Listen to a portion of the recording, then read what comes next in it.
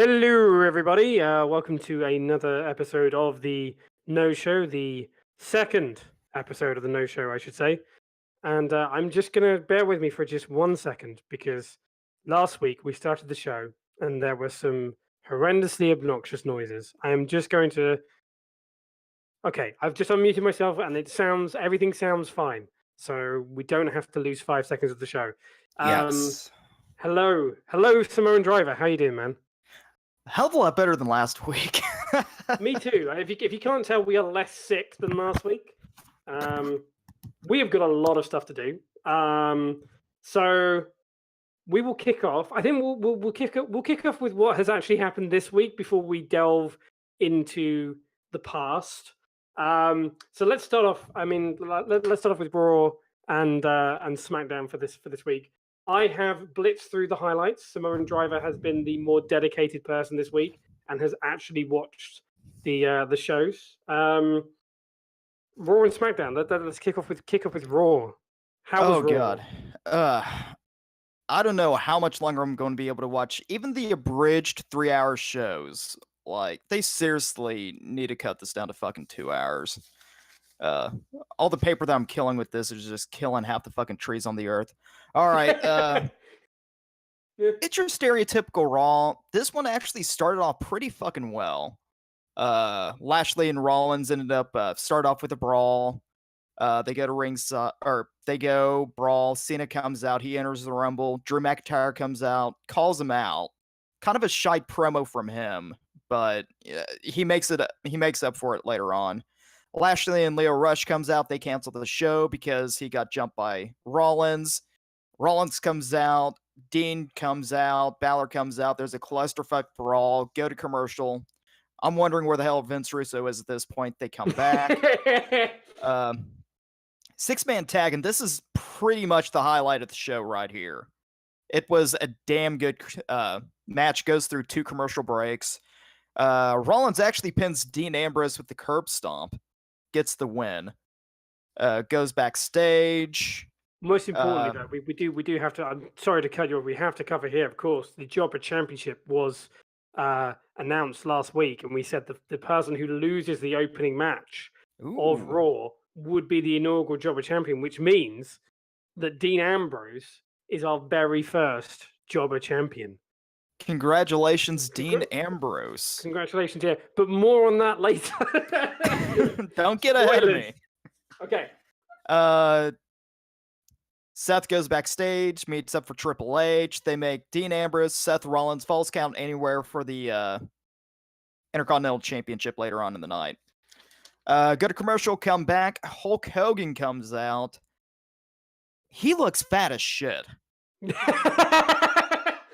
All due respect to Hulk Hogan, but he has not aged well.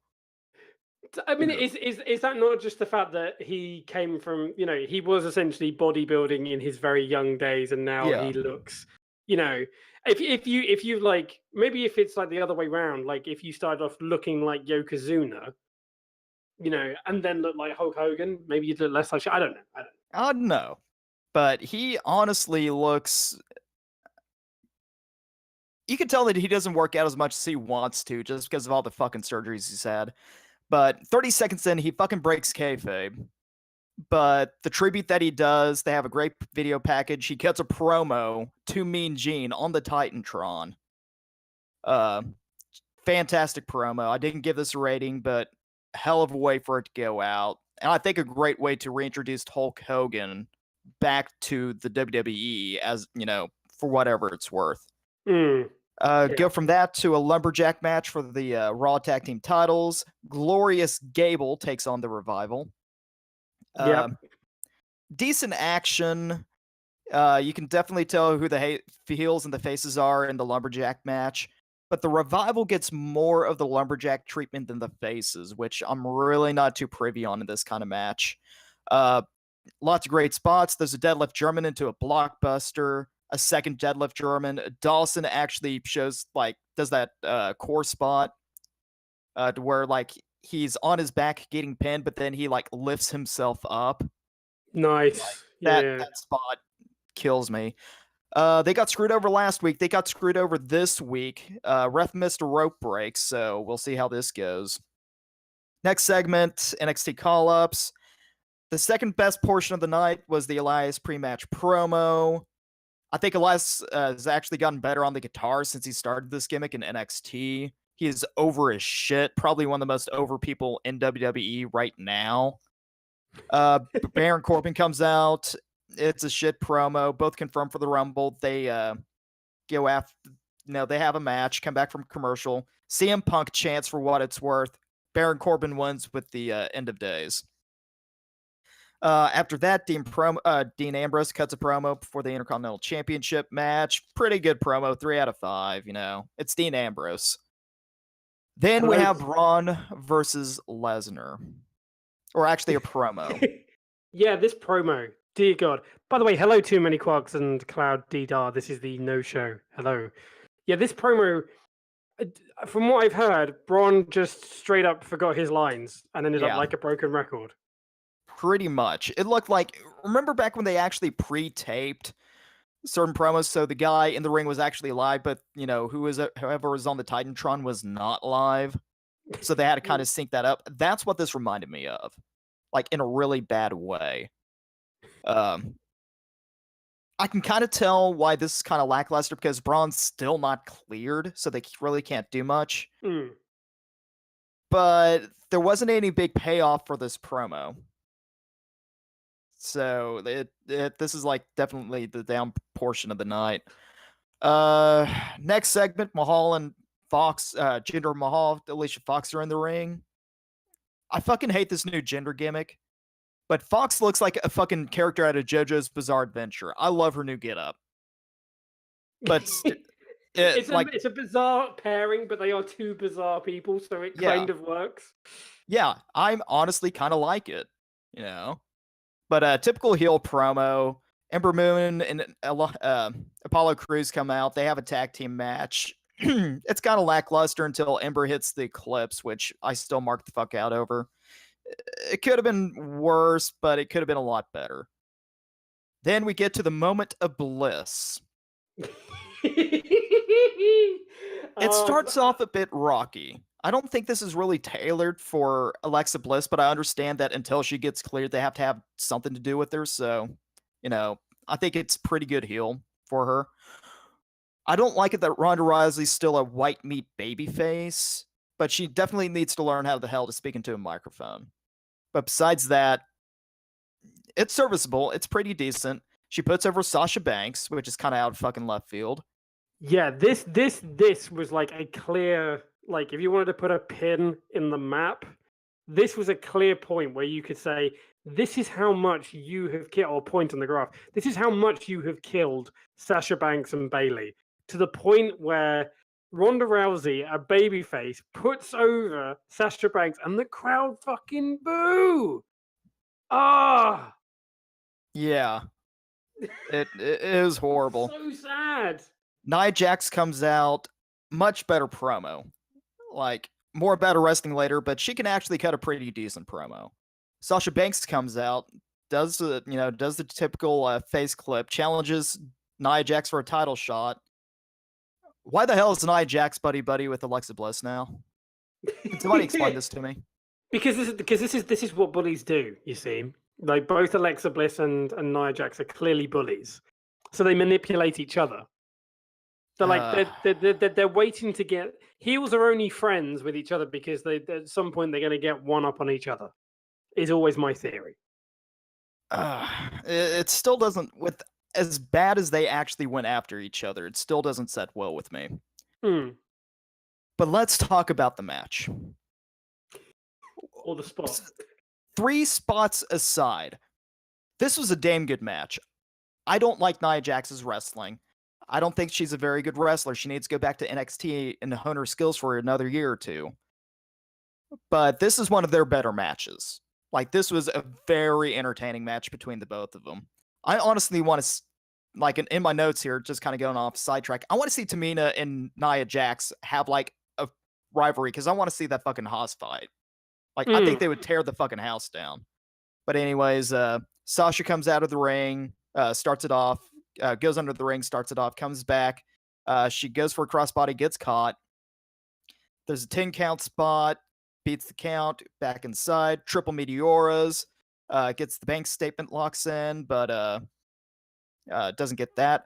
The first botch, I swear, Sasha Banks almost got paraguayed on this because she hit neck first on either the middle or the bottom rope. I can't quite tell, but like it fucking made me cringe. Nia misses a leg drop, horrible spot. Nia gets thrown against the post. That's all right. And then the big botch, and I think if y'all follow Matthew on either Facebook or Twitter, you've probably seen this. So Nia Jax tries to go for a Hurricane Rana off the apron. She's on the apron. Nia's on one knee. So she goes for the flip, and Nia does not follow. She stands there like, no, I am not fucking taking this. I don't know if this is intentional. I don't know if Sasha slipped, but she falls right on her fucking neck.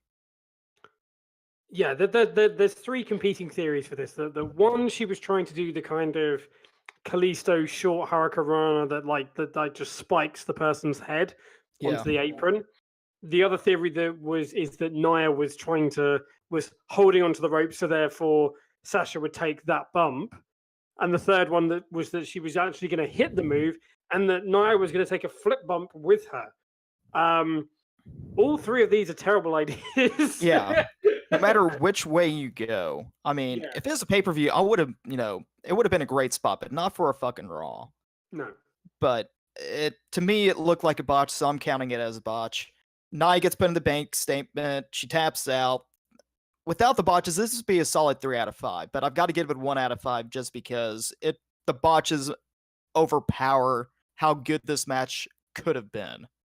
And I stand by my statement. Nia Jax needs to go back to NXT. Like, she really needs to bone up on some of her work. She's a great, she fills the void of WWE's women's wrestling to where they need a big Haas mama, but she does not have the skills for it to be back at the main event, in my opinion. And I don't mean that to like talk shit on her, of course. Like, I'm not trying to say this to be mean, but that's just my personal opinion. Then we get to the main event. Falls Count Anywhere Intercontinental Championship and the Jobbers Championship. Dean Ambrose defending both against Seth Rollins. Dean Ambrose comes out to the ring. Seth jumps him from behind on the ramp. The third time he's done this. Chases Dean backstage. They go to the equipment area. It's a bunch of basically cat and mouse, Tom and Jerry bullshit. Ambrose gets a little bit of offense in, but is basically all Seth Rollins for the first segment. They cut back from commercial. They're in the ring crowd.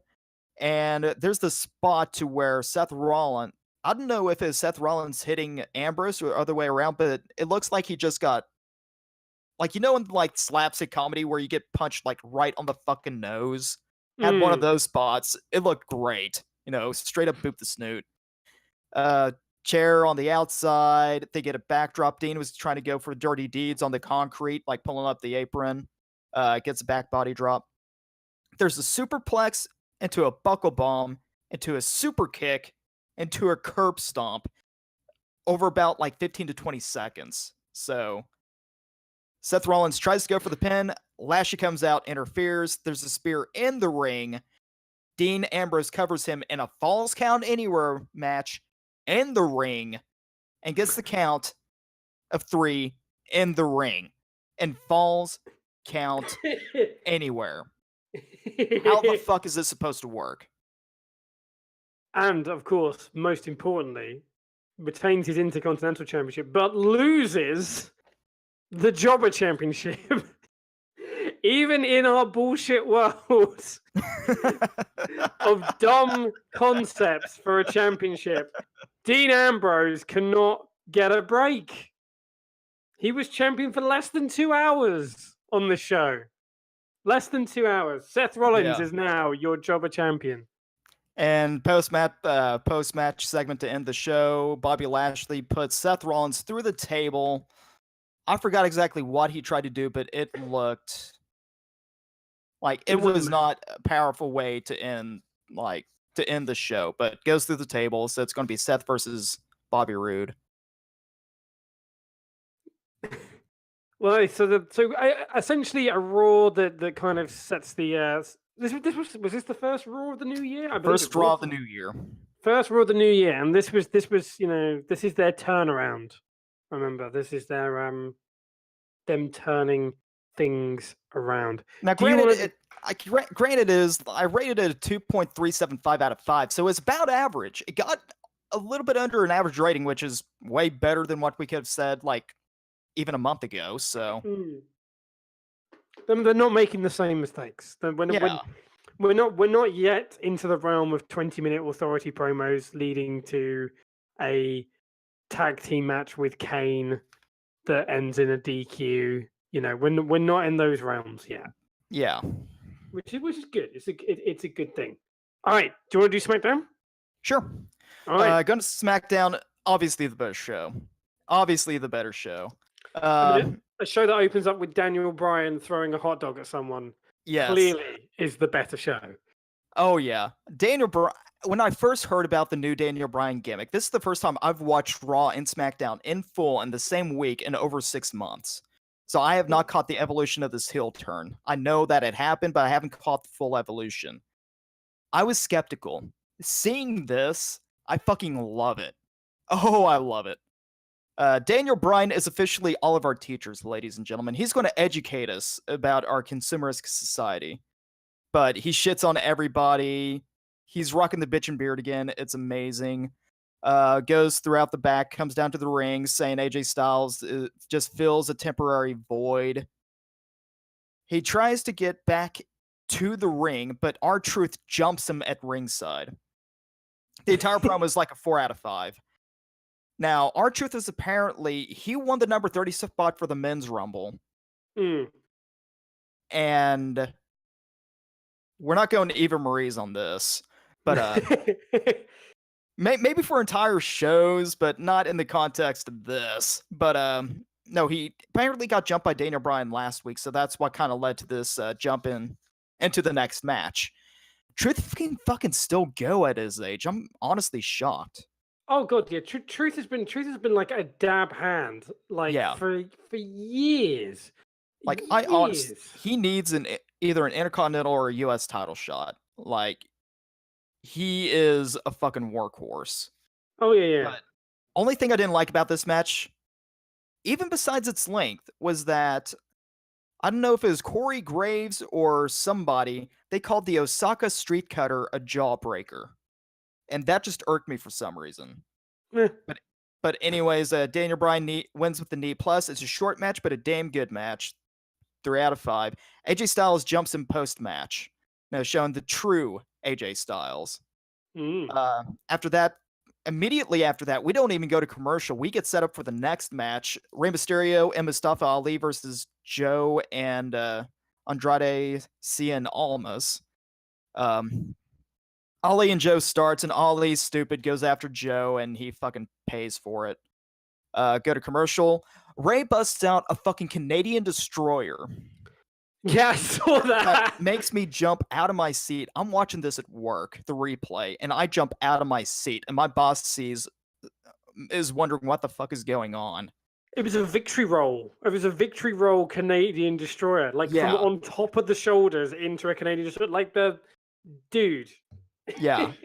I wonder if he got fined for busting out a pile driver. Because it wasn't like, you know, how you do the wheelbarrow, like, kind of sunset flip into the power bomb. No, it was full-on Canadian destroyer pile driver. I guess you could wrangle it and say, you know, it's just the way he sold it.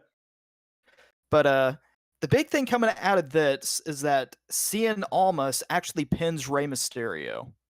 He actually gets the pin off of this. I have to deduct a quarter point off of it because it was a bit botchy in spots, but besides that, you kind of expect that out of, like, you know, styles of Rey Mysterio and Cien Almas with the luchador style. You're going to get a bit botchy here and there, but besides that, great fucking match.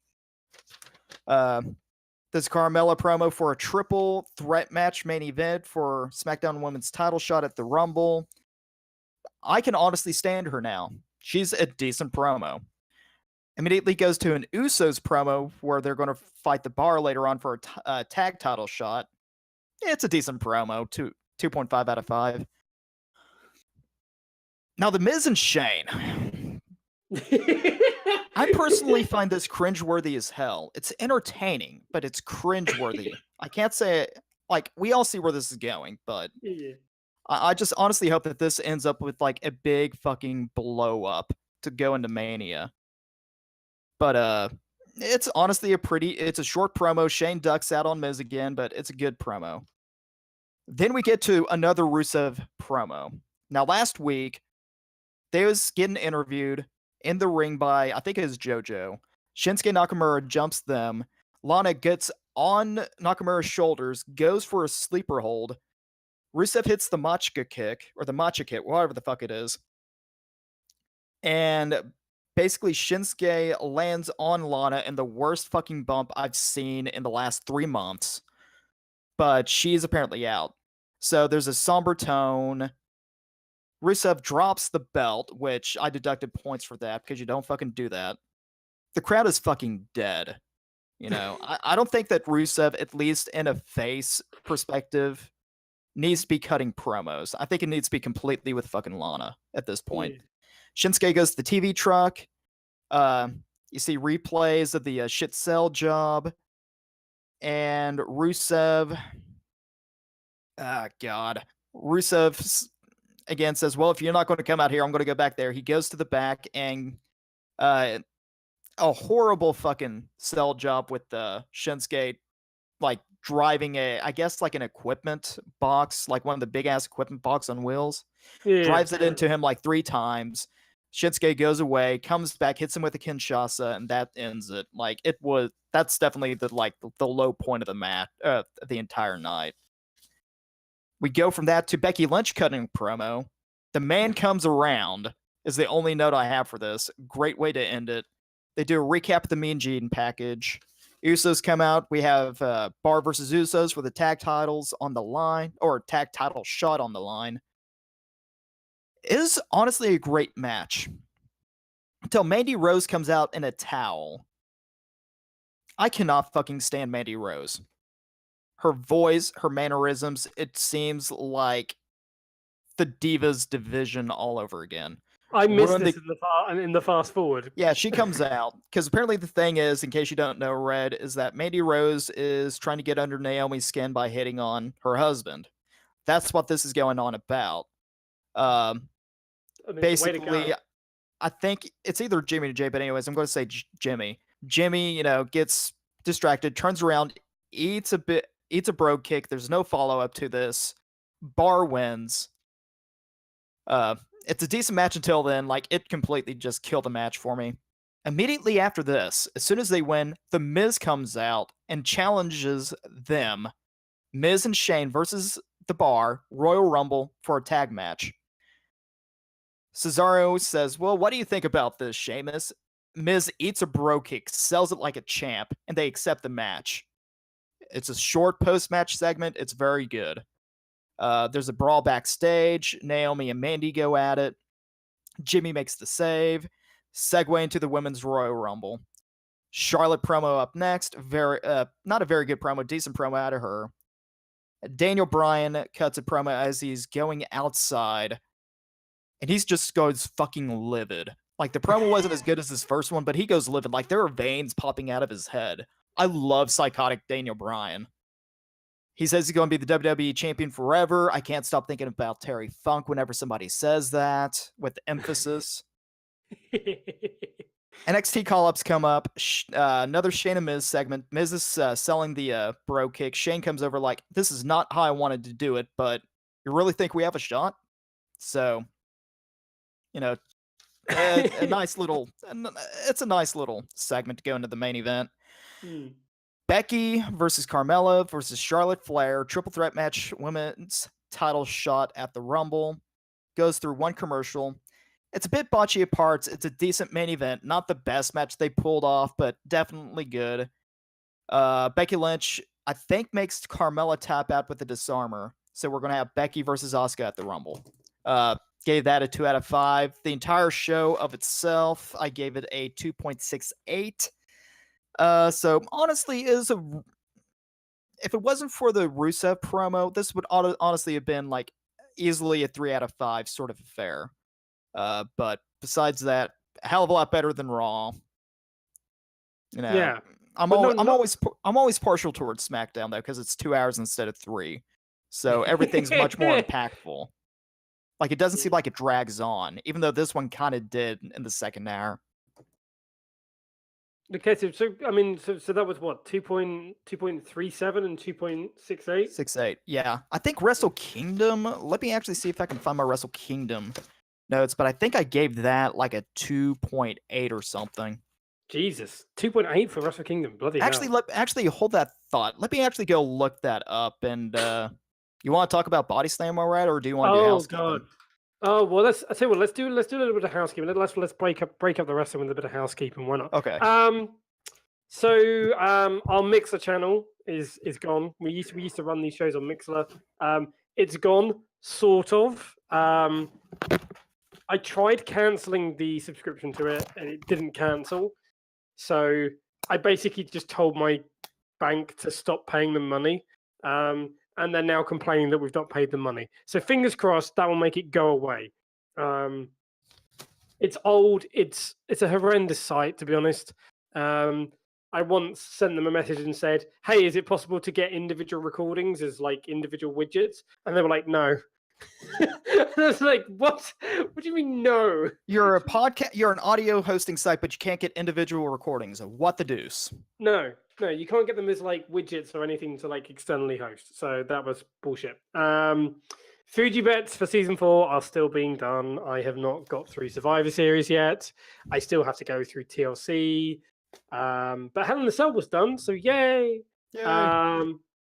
Might put one up tonight for Blackpool, but I think it's a bit too late because I imagine most people aren't either going to be awake for that. If you are a handy dandy drawing person, I have 2 potential offers for you. We'd like to get a logo for this show done. I have an idea in mind.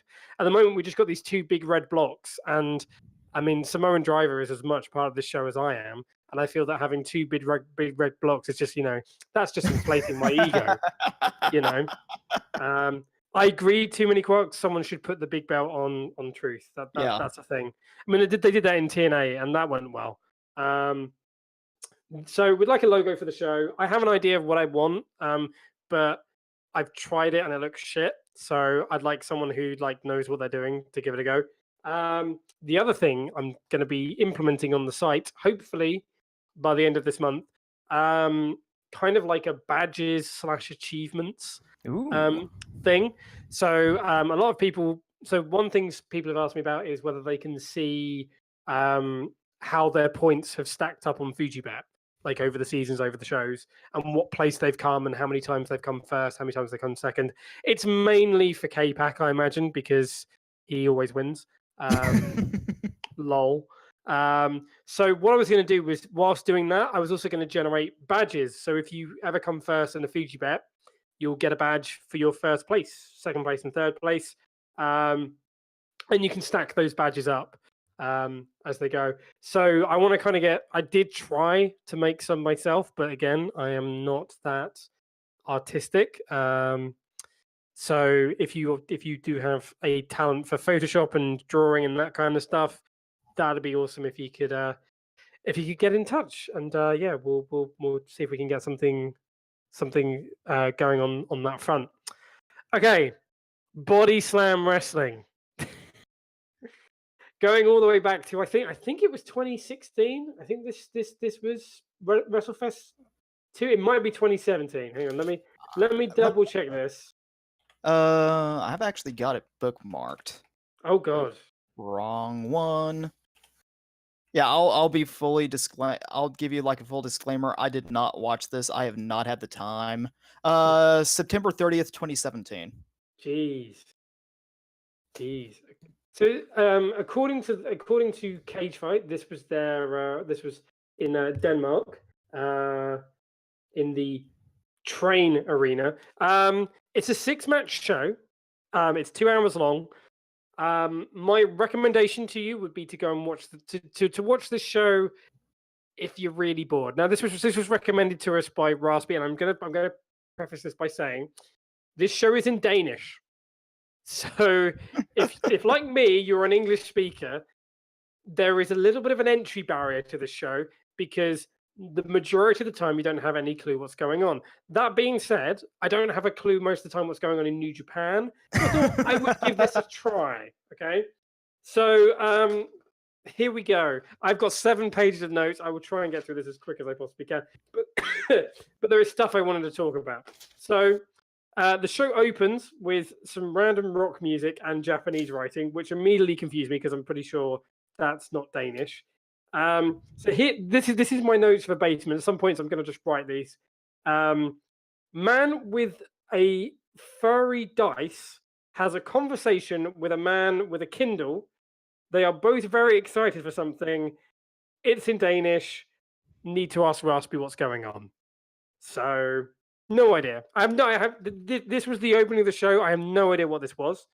But what I do know is that these 2 men would later be revealed to be Zach White and Kimball, who form. Now, see if you can guess which faction this might be a parody of. They represent a group known as the Shotgun Cartel. There was a lot on this show where I was like, interesting. So the one good thing about this show is that they did have graphics, so there were names on the screen. The only problem was that during tag matches, I didn't know who was who. So, we will see. So they come out. They start doing a promo. Weirdly, the furry dice from the opening segment is on a table on the stage, and I don't know why. So the opening contest is Kimball versus Rick the Prick Dominic, which is an amazing name. Yeah. Because this is because this show is in Danish, very much like in like a Japanese wrestling, there are certain words that they just say in English because there's no word, there's no other word for them, or just because they sound cooler in English. Like they say fuck a lot in this show for some reason. I don't know why. Why just swear in Danish? So there are points where all I could get was, for example, in this match, the only English words I could understand on commentary were Rick the Prick. Literally, all that's the only thing that just stood out to me. Everything else was Danish to me. So in the most contrived spot possible, the Shotgun Cartel attempt to throw a custard pie. I have no idea where this custard pie came from. In the face of Rick the Prick, Rick ducks the pie shot, and I believe it was Zach White who was taken out here. Was incapacitated by the cream, perhaps lactose intolerant. Pretty much a standard kind of opening contest. The one thing I will say about this show as a whole is there are clearly established wrestlers who have got their fundamentals down, and there are guys who have kind of been through some kind of training but just want to get their shit in. And in this case, Kimball was the talented guy. Rick the Prick was just a guy who wanted to kick people in the face. Bunch of kicks. There was a dive off the top rope. Zach then comes back out with pie still on his face, and this is enough of a distraction for Kimball to get a roll up for the win. Then the production values on this show are amazing. We just hard cut straight to a guy in karate gear, and again talking in Danish, but the only words I got out of this were Shotgun Cartel. From what I can gather, he's been screwed out of the title recently. And there's this guy looks like Jerry Flynn, right? From like WCW days, right? So he's wearing like a proper full-on karate gi. He's got like sparring pads on and everything. But they show a clip of to hype this matchup. They show a clip of him choke slamming someone through a table. Now, I'll be honest. I only did karate for 6 years, but I never was taught that. So I don't know if a choke slam is an official karate move. So next contest, I'm going to pronounce some Danish names wrong here, so I apologize. Peter Olisander comes out. he's basically Bray Wyatt, but very, very skinny. Do you remember last week I was talking about Bray Wyatt returning and doing like a Far Cry 5 gimmick? Yeah, I've got this pulled up right now, and he looks exactly like that. Yeah, this is exactly like if Bray Wyatt came back looking like this. One, it would be fucking amazing, and two, this is exactly what this guy should be like. So, he's got a book on it which says San Hedon, which I looked up. It means truth. So, from what I could get, he's Jesus basically. And then this guy comes out who I believe is called Shooter or Shotter. I don't know, but he comes out and he looks like Create a Wrestler 2 template on like any WWE game, but looks like he looks like the actual wrestler here. Weirdly, female ref with wearing some black gloves. Not sure why the black gloves, but okay. Just kind of. I don't know, but it makes her look hot. Yeah, for some reason. It kind of works. I don't know. Yeah. The psychology here was awesome in the opening of this. This is where I was kind of talking like, but these two guys clearly have the fundamentals down. So both guys in the opening point, and this is something people can learn, right? Both guys go for a wrist lock, right? And the heel immediately, as soon as this wrist lock goes on, scrambles for the ropes, gets a 5 count, that kind of stuff. Whereas when the heel gets it on the face, Shooter, who's the face in this case, uses wrestling to get out of the hold. It's amazing. It's like, oh my god, ring psychology, yay! Not like a dive to the outside just to go to commercial. Peter bails to the outside. It's really weird. So like Peter's gimmick, I think, is he has a book, and the book is, I don't know whether he wrote the book or he found the book. I don't think he wrote the book because he continuously looks in this book for advice on like what to do next and how to win the match. And it doesn't make any sense because like he gains control and then he's like, I need to now go and look up what to do next. Like if he wrote this, surely you should know at this point, but he doesn't. Apparently the referee's fine with this. Reading is perfectly allowed mid-match. Yeah. So that's good to know. We can add that to the rules of wrestling. Peter gets the 3 with the by using the book as a weapon. So we can actually officially say that that's a wrestler that was officially beaten by the booking. That's the first terrible joke in my notes. Boo. No buys. Plenty to come. Okay. So this is something I've never seen before. This is one of these things where I guess whoever books this show was like, yeah, this is like, where are we going to put this in the show? We'll just put it here. So the match ends and the lights go out, right? The lights then come back on and there's a woman in the ring wearing a cloak. She does the splits and then gets out some poi. If you don't know what poi are, they're like balls on like elastic string that you like spin around your shoulders and stuff. She does a poi routine, and then another guy comes out wearing a skull mask, and then they do like a rope walk spot, and then she just leaves. So this then happens. This happens, and then we just cut to a promo, which sounds like it's been like reverse backmasked. If you've ever done that, that's kind of a. If you ever want to like do like a spooky promo, record yourself saying something, reverse it, and then listen to it, and then try and then say that back, and then reverse it again. So you're talking forwards, and it sounds creepy and weird. It's kind of cool. So this guy is Emeritus, as far as I can make out. He's a follower of Peter. And he's a Pentagon. He's a fan of Pentagon Junior. Clearly, he's wearing full-on Pentagon Junior gear. So he is facing Chuck Cyrus, who clearly has to be the guy that this company is building around, because they're in a nightclub and he comes out to Satisfaction. So he's over as fuck. This is not hard independent wrestling, okay? if you go to a nightclub, put on a nightclub banger as someone's entrance theme, and they will be over a shit. Look at Gato. Yeah. Gato is fucking over his shit in various promotions in the UK. So in one of my favorite moments of this entire show, right? Cyrus's music ends. Peter is still in the ring with this guy, and he asks for the microphone, and the referee looks at him, points at her non-existent watch on her wrist, as if to say, "Come the fuck on, mate.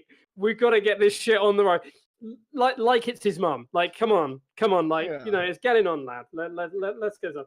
So Peter gets all in Cyrus's face with the book. Chuck delivers a right hand, kills the guy, and then the match starts. This was kind of a brawl around the nightclub.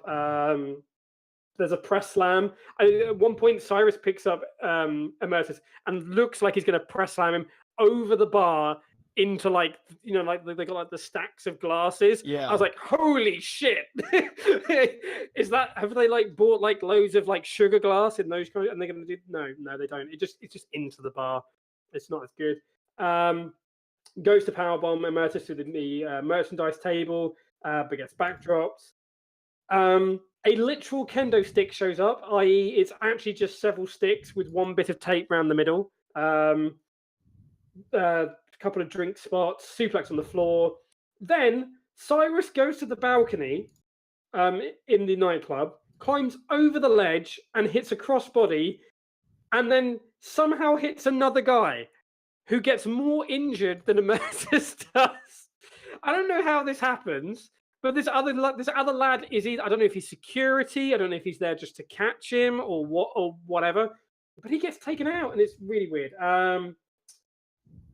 So we go back to the ring. The lights go out. They come back on. Cyrus is clearly powerbombing Peter in a mask, who then hits him with the book. Emeritus crawls into the cover, only gets a 2. Cyrus kicks out of Emeritus's finisher, which I think is the reverse DDT. Then we get another kind of heel accidental hit with the weapon spots. And then Cyrus pulls out a really stiff-looking pile driver for the 3. Like, just out of nowhere, just grabs, literally just like, someone must have said, go home. And he just grabs the guy, pile drives him, covers him. Like, Emeritus barely had time to kind of push up from this pile driver. Yeah. So then we get cut to another promo with a guy in a camo vest and a beard. There's growling, fist bumps, some discussion about how the guy in the beard has gained more weight in like 2 days. From what I could make out, so this was for me this was a brilliant match in terms of I started writing a load of shit about these guys and then realized that who I thought was who wasn't who I thought they were. So this was Harley Rage and Steinbolt. I assumed the big guy with the beard was Steinbolt. And the guy that comes out, he's kind of a clean-cut looking wrestler kind of dude. Yeah. He looks like Rene Dupree, basically, but with a slightly different looking face and not so roidy. I thought he was Harley Rage, right? Yeah. Equally, with the faces, when the faces came out, there's Timmy Force and Rayo. And Timmy, I saw there's one guy in a mask and one guy who's in literally jeans and Converse trainers. I assumed he must be Rayo, and the other guy is Timmy Force because he's got lightning on his trunks, right? No, I believe this is the other way around. So this is the Swedish elite. These guys are Swedish, so they're obviously heels. These guys, they're their opponents, Rayo Blanco and Timmy Force. They look like the youngest guys I've ever seen in a wrestling ring. Like they look younger than the Hardy Brothers did at King of the Ring. Holy God! They look so young. Yeah. These guys like Steinbolt and Harley Rage, they were clearly the workhorses in this match. Rayo and Timmy Force were literally there to get their shit over. match is really formulaic. Like the boos are almost panto. But the one thing I will say about this is that the faces look like the faces have all the cool moves. The heels are literally there to hurt the faces. They're not interested in winning. The only problem I had with this match was that one team has one guy in blue and yellow, and another guy in purple, and the other team has one guy in blue and yellow and another guy in purple. Like, shouldn't you two be on the same team? Like, shouldn't you have talked beforehand and worn the same gear? There's also the other thing I would point out in here is that there's a really important distinction, I think, in wrestling that most people miss in terms of psychology. It's like the difference between kicking out on two and kicking out after two. And there's a lot of near falls here, but they're literally kick outs like on the button of two. Like, I've never seen someone kick out like precisely on two before. I just really noticed it in this match for some reason. At this point in my notes, I realized that who I thought was Steinbolt isn't Steinbolt. He's actually Harley Rage, and it makes sense because he's got crowns on his gear. So he's a parody of Harley Race. It makes more sense now. Yeah. Like, hot tag, weird. Like, so this was the other thing with this show. The ring is, they're in a nightclub, so the ring is tiny. So lots of people like out of position. Like the moment when Timmy Force gets the heat and goes to make the hot tag, he's on the wrong side of the ring.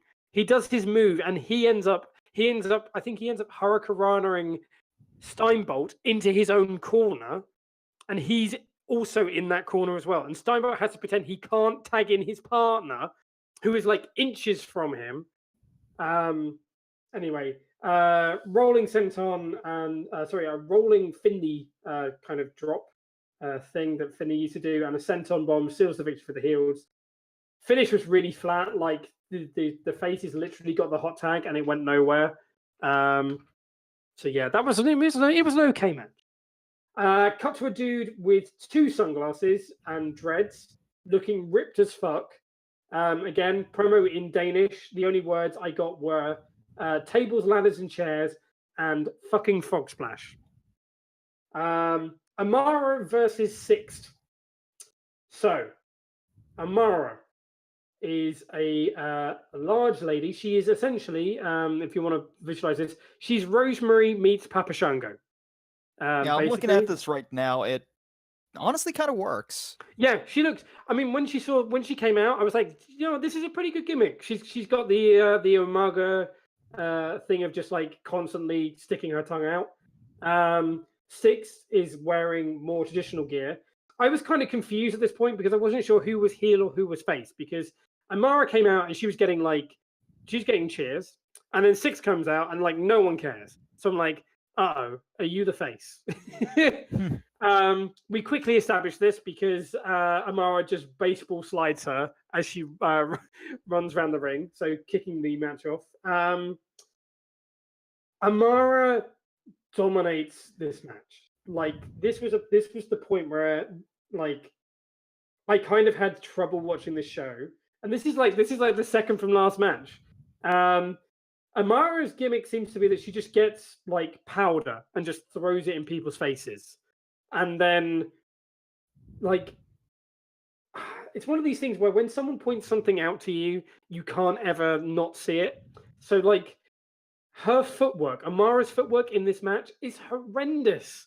And again, I don't know if it's because the ring is so small that she's used to, like, having to take 8 steps instead of 6. Yeah. But she does like the Umaga running, like, butt charge. Yeah, the typical kind of, like, Samoan kind of. She's basically got Samoan offense without being a Samoan. So she's doing like lots of headbutts, a lot of charges and that kind of stuff. So she goes for this run into the corner, and she runs and she takes like 3 steps, realizes that she's going to overshoot this. So she takes like 3 quick short steps, and it looks so hokey. It's like there was like no force on the move. It's just like meh. Six just suddenly gets a comeback. Oh yeah. So yes. So this is brilliant. I forgot to mention this in the other match, right? They've got like a multi-camera setup going here.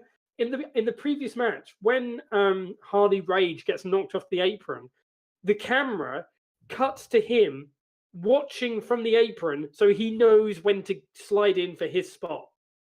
It's like you could have edited this out. Yeah. You could have taken this out. You have like 4 other camera shots that you could have gone to.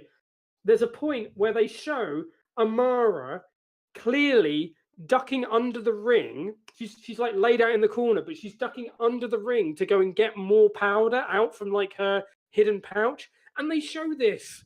So it's like not surprising. Six kicks the powder into her face and then gets the I think it's the same submission that Carmella uses. I think Carmella calls it the code of silence, but I don't know if that's the actual term for it, but I know which submission you're talking about. Yeah, it's like a figure 4 headlock kind of thing with your legs. Really weird match. Would have liked to have seen more of Six, but hey, why not? I forgot this was on the show because I'm looking at the match listing and I'm like, where is? Oh, okay, right. This wasn't a match, but this was one of these things where I imagine you could show this segment to anyone, and they would go, "This is one of these things where it happens, where someone who doesn't watch wrestling walks in and sees this happening and goes, is this the kind of shit you like? Is this your wrestling shit you like? You know?" So, cut to the ring. There's someone inexplicably in the ring with a broom. An air raid siren plays, and out walks Vassal. Now, my initial thought was, when I saw this guy, I looked at his mask. I was like, "Yeah, you're Bane." And then he holds up a teddy bear. So I'm like, "Yes, you are clearly Bane. You are Bane." He's also got, and this didn't make sense to me at the time. He's got a string of shoes that are like tied together. It's really strange. So then he puts the bear on the mat, and the broom guy just looks at the bear, looks at Vassal, and at this point, everyone has cleared the ring and knows this guy is bad news and not to fuck with him. So the broom guy just sweeps the bear. He sweeps the bear, and Vassal goes mad and slams him. Then another lad comes out and then tries to help and gets run over. And by run over, I mean literally run over. In the Vassal tries to do a shoulder tackle, but again, the ring is so small that he ends up stepping on the guy as he tries to slow down. And then another guy comes out and takes a TKO.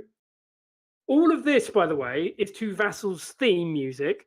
So with like mood lighting. So this is like a Bane version of Sin Cara, with his theme playing, which is piano music. So this is the new. It's New Jack, it's Bane, and it's Sin Cara all in one. So then he takes. So the guy that he just beat up, he takes his shoe off, and apparently he collects them. And I wrote in the margin here, "Is this where Dip ended up?" So now that's been a hot minute. No, yeah. So promo package of the Dreads guy, who I worked out now was called Michael Flynn, and the Karate Man. At this point, there was like an hour and 23 minutes. I'm an hour and 23 minutes into the show, and the re-announcer says main event, and I'm like, oh shit, am I getting a 40-minute main event? No, I'm not getting a 40-minute main event. So remember earlier I said, just play a banger in a club, and you'll get over a babyface. So this karate guy, okay, is called Tank. He's from Denmark, right? He comes out to Shipping Out to Boston. Nice. This is a song that even if Sheamus was doing a pirate gimmick and had his leg cut off, he should still not come out to this song. No one should come out to Shipping Out to Boston. It's a good song, don't get me wrong, but literally Dropkick Murphys recorded that just to get the Departed money. Yeah.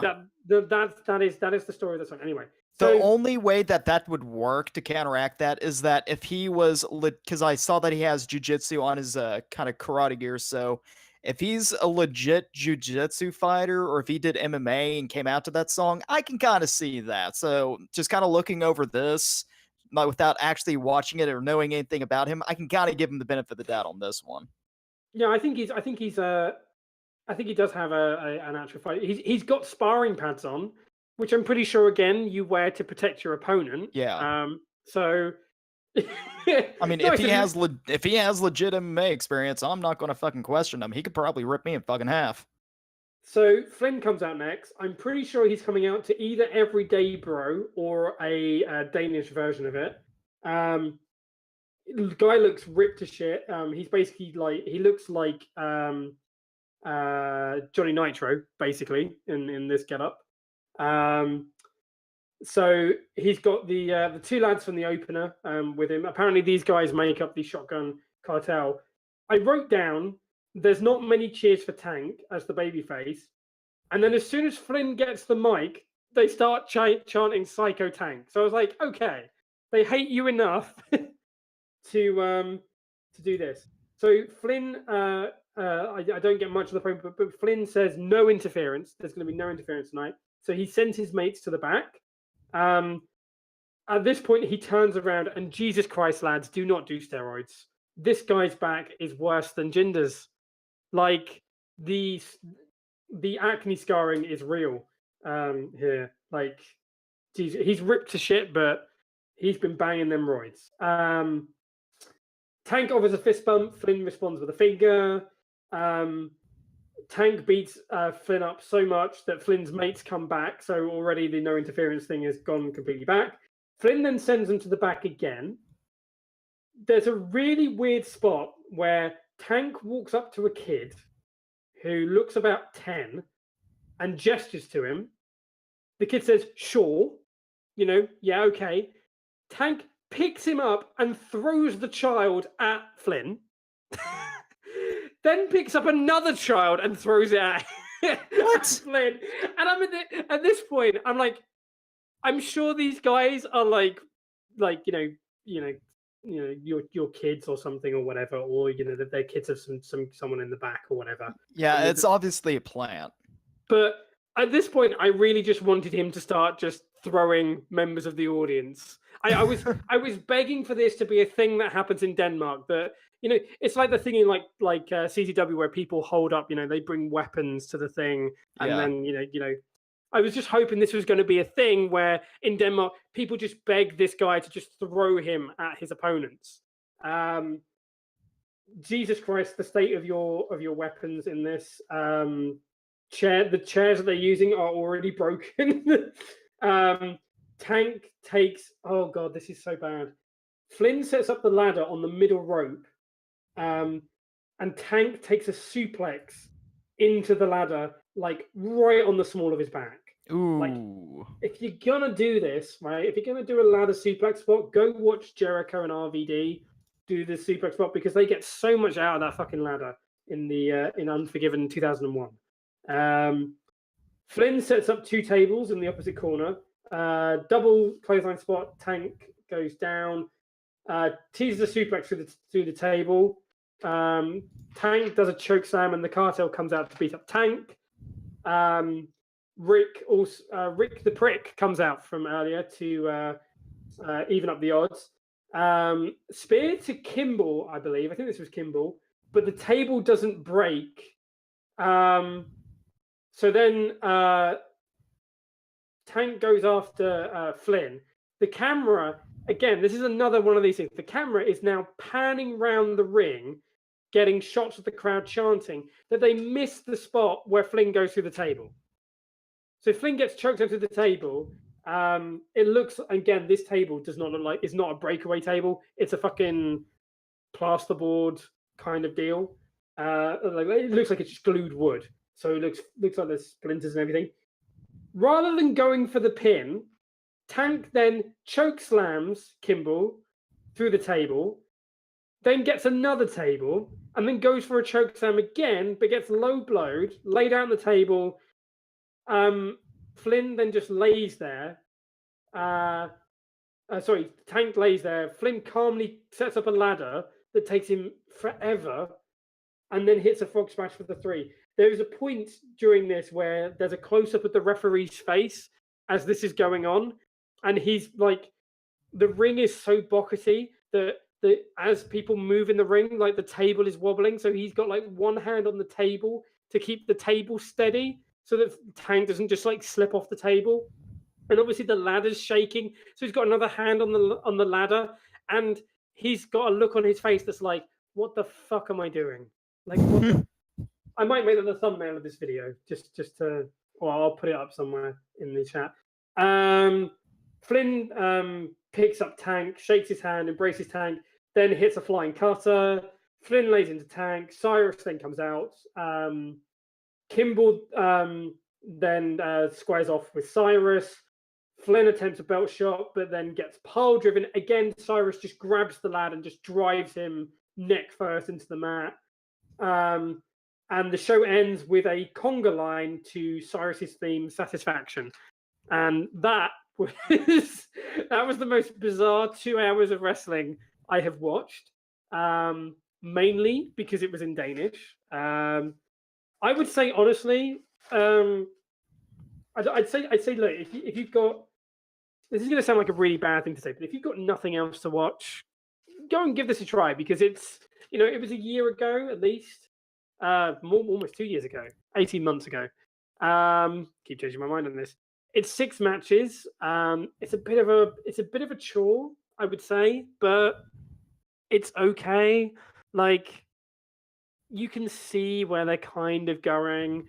I wouldn't say there's anything here that's going to like blow you away. Like this was not Samoa Joe, Austin Aries putting ROH on the map. I would give, if you want a rating for this, if you want a rating for this out of Eva Marie's, I'd probably give it 800 Eva Marie's. I think a solid 800. A solid 800. Yeah, might as well. Oh. Okay, I almost timed that perfectly. 15:02. So top of the hour.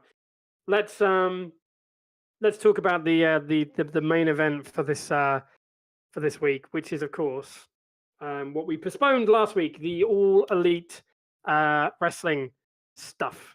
So we postponed it last week because obviously the rally was on Tuesday, and I believe it was from outside it was in Jacksonville, right? Outside the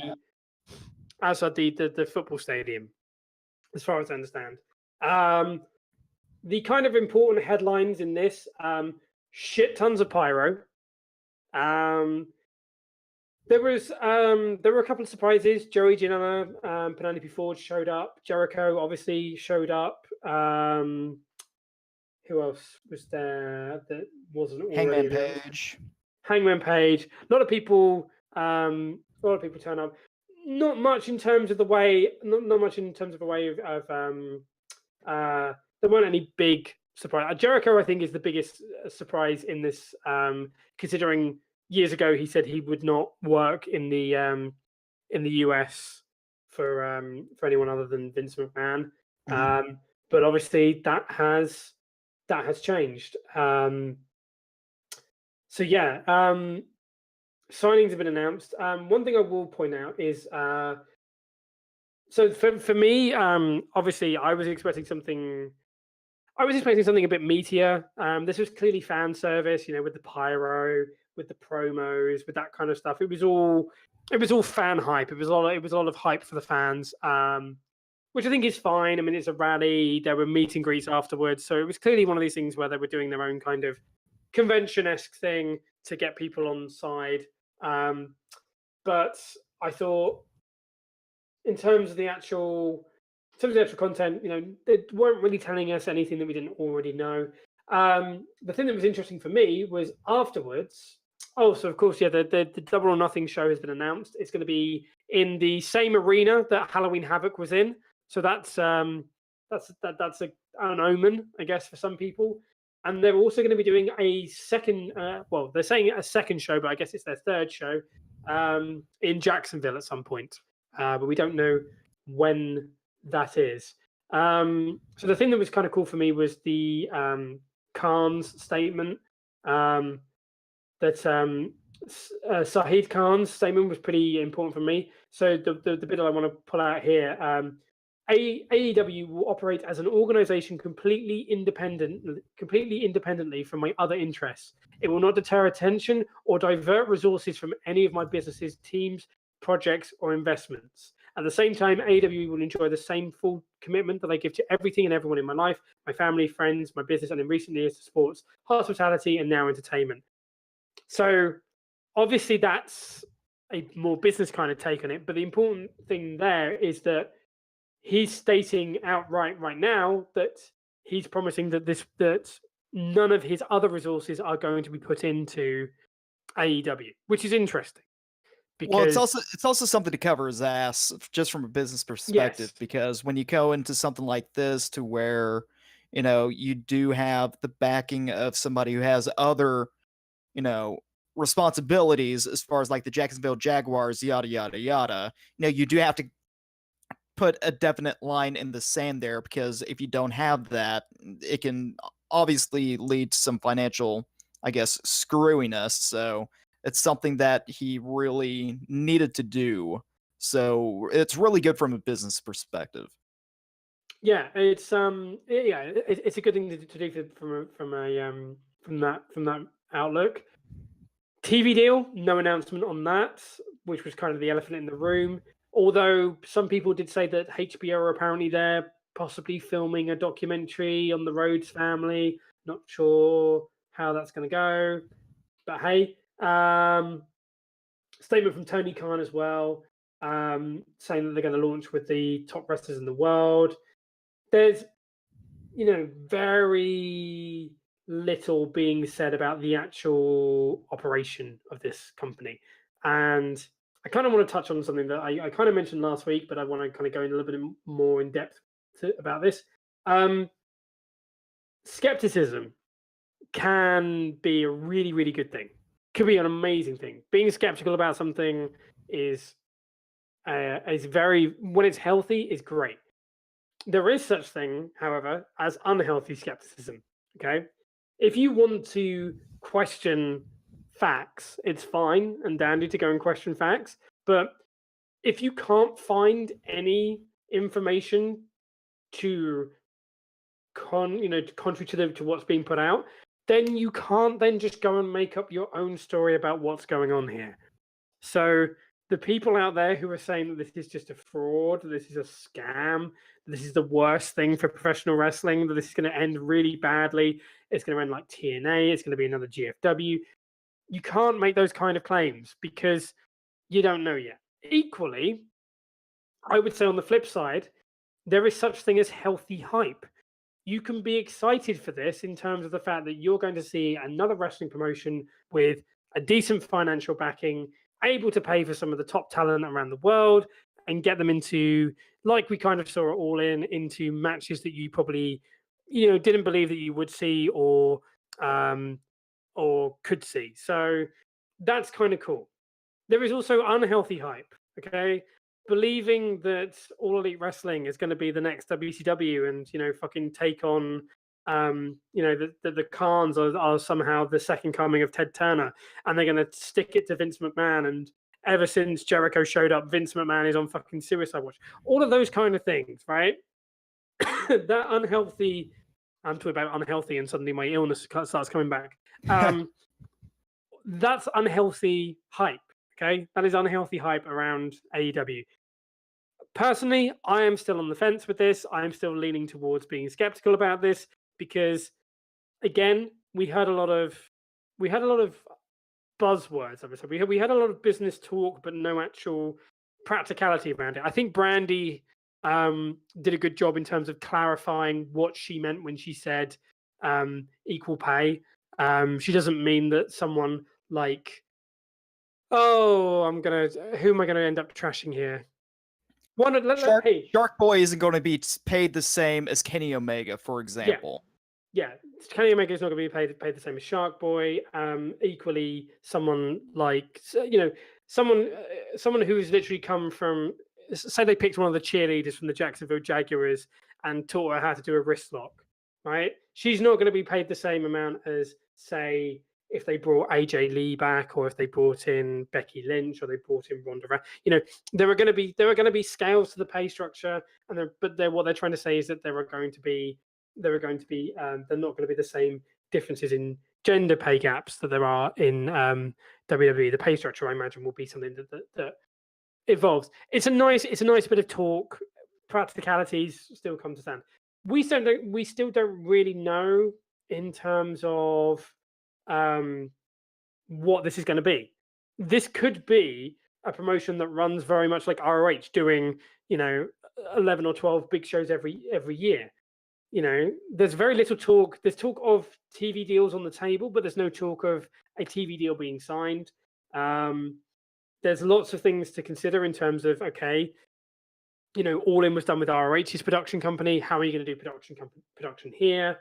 I know a lot of people, when I was watching the YouTube thing, were particularly critical about the fact that the budget seemed to have been completely spent on the pyrotechnics and not on any of the kind of audio or sound quality. So that was kind of a big thing. There's going to be hurdles, and there's going to be hurdles to get over. You got to remember that WWE didn't, as much as people like to believe it, WWE didn't start with giant HD panel screens, and some of their stuff was, it was one of the In Your House pay-per-views was the power went out. So Yeah. there are going to be these things that kind of break up the show and that kind of stuff.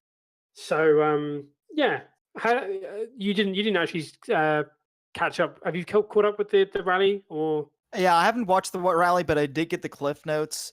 And I've been reading notes on other sites. Of course, I've been catching up with Brian Alvarez and Dave Meltzer, Mad And Money T-Rock. Meltzer and all that. Basically, here's how I feel about this. And people are making a lot of comparisons with GFW, and I would say that that's actually appropriate in this point. Because right now, as I said, there's a lot of talk, but there's not a whole lot of substance behind it. Now, they do have a bit of a step up because they have significant financial backing from, basically the Jacksonville Jaguars. They've got a huge leg up compared to Jeff Jarrett when he tried to launch GFW. So they've got, in certain ways, they've cleared a bunch of hurdles that GFW never even came up close to even having to jump over. But at the same time, they still have what I'm calling the GFW filter. They don't have a TV deal. They don't have their logistics completely figured out. They're a lot further along than what GFW is, but until they can cross that filter to where they have an actual tangible product that you can watch, especially if they get a TV deal, and they get about 6 to 12 months in to where they get the kinks out of everything, they become a well-oiled machine. And if they actually last that long, because in the United States, most, even small businesses, don't last more than a year. So if they can get past that kind of GFW filter, they might have something on their hands. And like we was talking about off the air, if this does turn into something, first off, it's definitely not going to be a new Monday Night War. Unless they can get Warren Buffett to back them for billions of dollars to go after the global machine that's WWE. Obviously, we're not looking Monday Night Wars. No. They may be going up against maybe ROH, maybe New Japan. We could see some, maybe some TV deals, going up against Impact, but they're nowhere. All the talk about this being a new WCW is completely unfounded. But at the same time, there is hope, because if they set out to what they can do, we could see a bit of a paradigm shift within wrestling. Maybe not as strong as what WCW was back during the Monday Night Wars, but at the same time, there's enough to where it'll bring enough healthy competition to where everybody benefits. WWE benefits because, they will be forced to up their own production quality, which they already have since the supposed reset, but they'll do so in a more meaningful way. In turn, also, people leave from WWE to go to AEW. That frees up spots for NXT call-ups, for people who are currently being underutilized on the main roster to fill those places. Like I said before, maybe R-Truth gets an Intercontinental title shot. Who knows? He might get the big gold belt or another shot at it. Who knows? The possibility is always there. But it comes back down to the GFW filter. Until they get something out, it's a little bit of healthy hype, is always good. The possibilities are there. But criticism is still warranted with this. I think they do have a little bit of, I think they're, like, again, I said, they're more well along than what GFW ever was. But again, until they have that tangible product, especially that TV deal set in the works, right now, it's basically all fan service. That's basically all it is at this point. So maybe over the next few months, especially, I'd say sometime after WrestleMania, we'll probably hear more about AEW in more of a business sense as far as the TV deals, as far as, everything else besides merch deals, security, this, that, and the other. So, but I think right now they're in a good position for where they could be. Yeah, I think to be healthily skeptical on this, the flip side of the flip side of the fear to that is that, yeah, they could go into competition with ROH and New Japan, and what you end up there is what you could potentially end up with is what's called the spoiler effect, which is where, because a lot of smaller, they end up competing with each other, and because they end up competing with each other, WWE actually increases because there are these smaller entities that end up killing each other, basically, outside the castle walls. I'm skeptical about it. I think there's been, I mean, the other thing that Dave Mounts has mentioned is, and I like the way I had to qualify that. The other thing Dave has mentioned, well, we do have Dave 1307, so some people might think it is actually Dave. No, so Dave Meltzer mentioned that apparently since the whole Kenny, considering leaving and going to All Elite, the kind of relationship with because I think one thing that settled that was the fact that, New Japan came out straight away and said, you can forget your relationship with us. That's a bridge burn. Yeah. But I think now that Kenny's thinking of going, they want to keep him. So probably some kind of deal, some kind of relationship there is going to be interesting. Again, that becomes a problem because you then, if you have too many relationships with too many people, you have too many masters to please, and you don't become your own thing, Yeah. The great thing about WWE is when you do have someone like Jushin Thunder Liger come in, it's literally Jushin Thunder Liger comes in, he beats Tyler Breeze and goes back to New Japan. You can't have Kenny Omega show up to AEW, get beaten by, Zack Ryder, because I mean, to my mind, Zack Ryder is going to be the first WWE signing for AEW. I'll put that out there as a 2019 prediction. It will probably be wrong. It's not on the prediction show, so it doesn't count towards my score. But you're not going to have that option. It's very much the same as like when TNA, or you end up in situations where you start towing the line too much. Like the time the Dudleys won the IWGP titles and TNA, and they were like, you can show them on TV, but you can't fucking switch the belts. And then they decided, fuck it, we'll just switch the belts. New Japan won't care. And then loads of people just, by the time they were like, by the time it's on TV, New Japan can't do anything. But loads of people just sent out the spoilers to New Japan, like, what the fuck? Your belts just changed hands. So yeah, they're pretty precious about those kind of things. So I don't know what you're going to see. I don't know what's gonna happen. So last kind of 10 minutes before you have to head off, and we'll round things off. First thing we have to do is we have to decide, what are we watching this week. I know Swearface. The possible conflict of interest Meltzer has here, especially with the Kenny Omega stuff. Yeah, there is a potential conflict of interest. We are very aware that Kenny has. Kenny talks to both Brian and Dave, and if Kenny does go to there is a possible conflict of interest. But I don't think I don't think it's necessarily going to be one of these things where I think Dave is decent enough to remain. I think Dave is conscious enough to remain unbiased. I think. Yeah. I think with an empire that you've I mean, maybe it's his fucking exit from wrestling. You know, it's just like, you know what, I'll take my payday. But you can't, again, like, so Swerve says the whole Observer this week was flooded with AEW self-knowledge. This is unhealthy skepticism, guys. Okay, when something is as big a story as, hey, there's a new wrestling promotion going around and there's lots of people, that's the thing that people want to read. Okay, we can harp on as much as we like about the Daily Star and the Sun putting tits in their fucking paper and writing lowbrow journalism, but that's their audience. And that's what their audience wants to read. So it's kind of one of these things where if people want to read about AEW stuff, that's what people want to read about. You know, arguably, you could say, well, shouldn't Meltzer, be talking about all the other independent shows when it's WrestleMania weekend? Why does he fill the fucking Observer with WrestleMania stuff? He's just talking about the WWE constantly. He's talking about their fucking quarters and all that.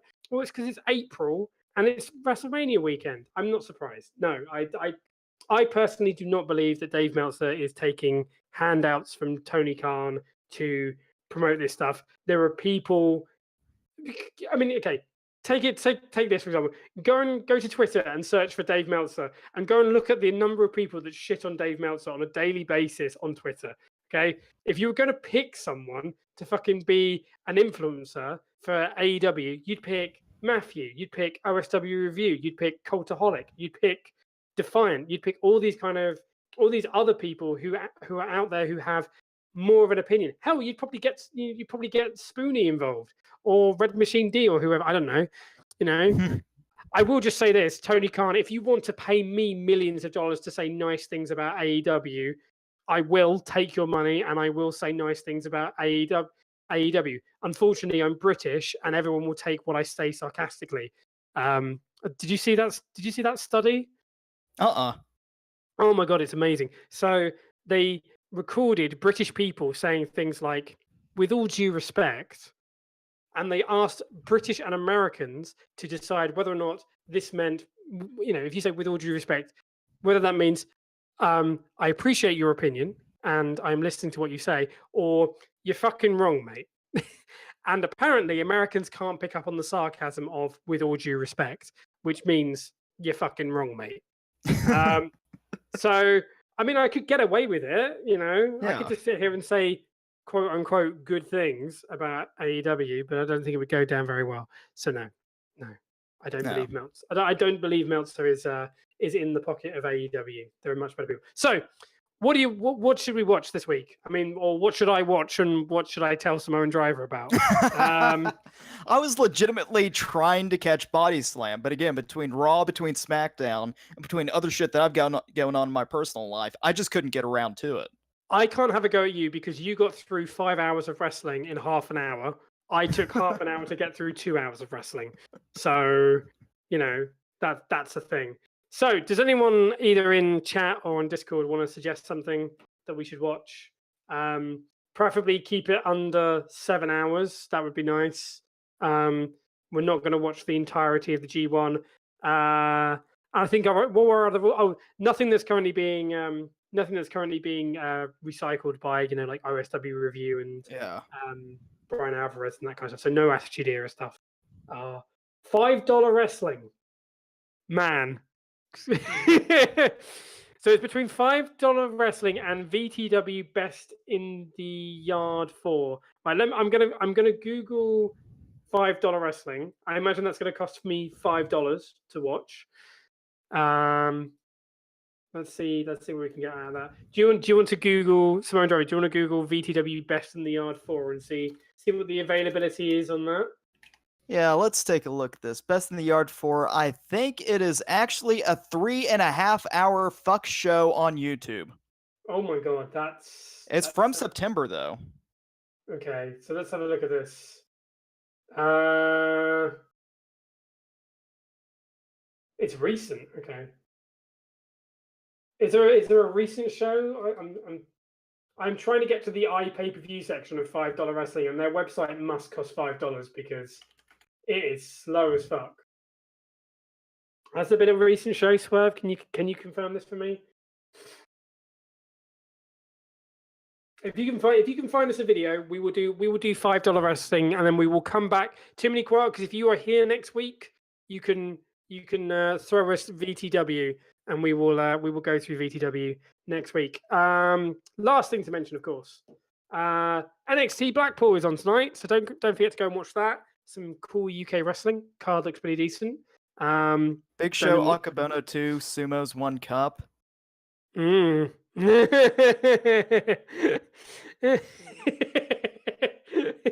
Big Show Akibono sumo match. We might actually. We could go back to that. That could be a potential, Doug. We could go back to that match. Okay. So don't forget to go and follow us on LOL Wrestling at on Twitter. Follow us on Twitch, LOL Wrestling TV. We do these shows every week at this time. And there's some other place. Oh, come and say hello on Discord, because we're on Discord as well. So come find our Discord. Samoan Driver, plug your shit, sir. Okay. I'm actually going to go ahead and break Woo kayfabe here. I don't use my Samoan Driver Twitch as much as I used to, since I'm not a big frequenter of Woo anymore. I still show up for the shows and whatnot, but you can find me at the Tiger Oliver on Twitch or on Twitter and on Instagram. You can find me on insomniacgamers.net and twitch.tv/insomniacgamers12345. We're a group of 20 some odd streamers. We try to keep 24/7 live streaming as much as life allows.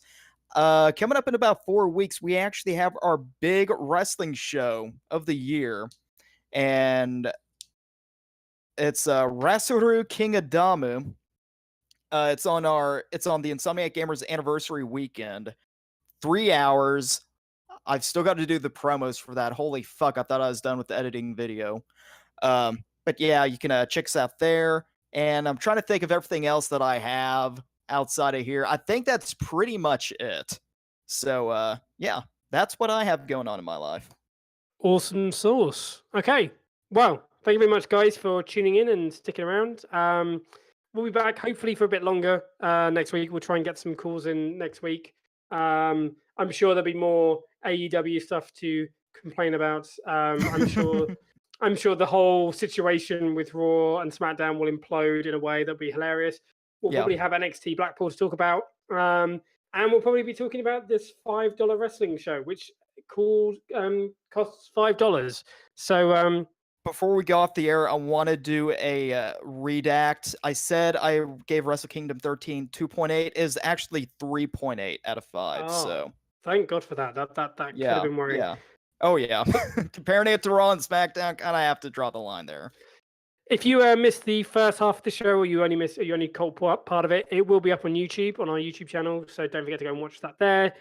Follow us in all those usual places, and keep an eye on the Jobber Championship. Seth Rollins, our current champion, will he retain it for another week? We will see you guys very, very soon. Thank you very much for stopping by. Peace out. Deuces.